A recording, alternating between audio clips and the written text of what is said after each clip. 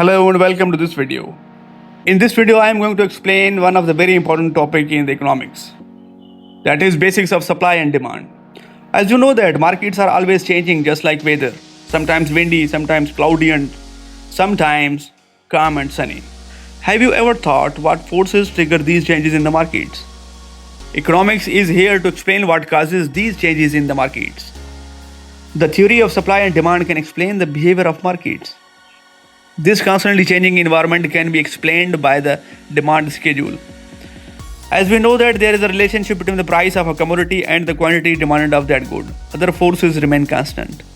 This relationship between the price and quantity bought of a good is called as demand schedule or demand curve. As you know that when the price of the goods is lower, people tend to buy more of that good. And in contrast, when the prices of goods are higher, people tend to buy less of their goods. This relationship is explained by the demand schedule or the demand curve. Let's take an example of chicken meat. And here we have hypothetical prices and the quantity demanded of that good. In situation A, when the price is 550, quantity demanded of the chicken meat is 1000 kg per month. In situation B, if the price is 450, then the quantity demanded will be 1500. And in situation C, when the price is 325 and the quantity demanded is 2000 kgs. So as we know that there is a relationship between the price and quantity demanded. When the price is higher, less quantity of goods will be demanded by the people. When the price is lower, more quantity of the good will be demanded by the people. So let's plot this example on a graph. So here you can see that if we plot this data on the graph, the demand curve will be like this. In situation A, when the price is 550, the quantity demanded is 1000. So the first point will be here. In situation B, the price is 450 and the quantity demanded of the chicken meat is 1500 kgs per month. So the second point will be here. In situation C, when the price is 25, the quantity demanded is 2000. And the third point will be here. So in same way, we have to plot this data on this graph. And finally, by connecting each of the point, we have a demand graph like this. This is the downward sloping curve. So when the prices of goods rise, then the quantity demanded of the goods will fall. There are two underlying reasons for this behavior. Number one is the income effect. Number second is the substitution effect. A higher price generally also reduces quantity demanded through the income effect. This is because when a price goes up, I find myself somewhat poorer than I was before. If the price of good A decreases, I have in fact less real income, so I will naturally curb my consumption of that good.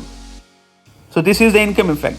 The substitution effect is when the price of a good rise, that good will be more pricier than the relative goods or the substitute goods. That's why people shift towards those goods and the quantity demanded of the pricier good decreases. This is substitution effect. When the price of a good A rises, I will generally substitute goods B or C for it.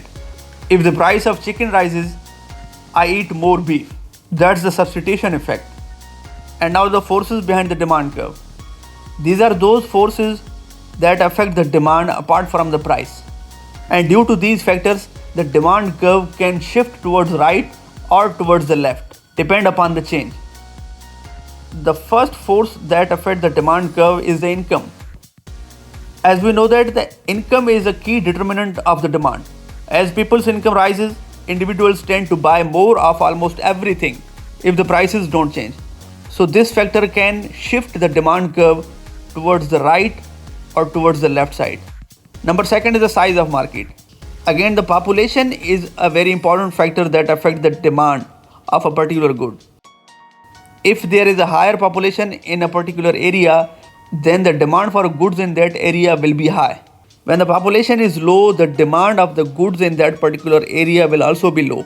So this is the second factor that affects the demand curve and can shift it towards the right or the left side. The number third force that affects the demand curve is the price and availability of related goods. A particularly important connection exists among substitute goods. If the price of good A increases, then the people will automatically shift towards the next best alternative or the next substitute of that product. The number fourth important factor that affects the demand curve is the taste and preferences of the consumers. Taste represent a variety of cultural and historical influences. So more quickly the taste and preferences of the consumers change, the more will be the impact on demand curve. And the last important force is the spatial influences. Spatial influences like the weather change. As you know that the demand for umbrellas in a high rainy area will be higher than the area where the rain is low. And the demand for air conditioners is very high in the hot season as compared to cold season. So these are all the forces that affect the demand curve and even can shift the demand curve towards the right or the left side depend upon the nature of change.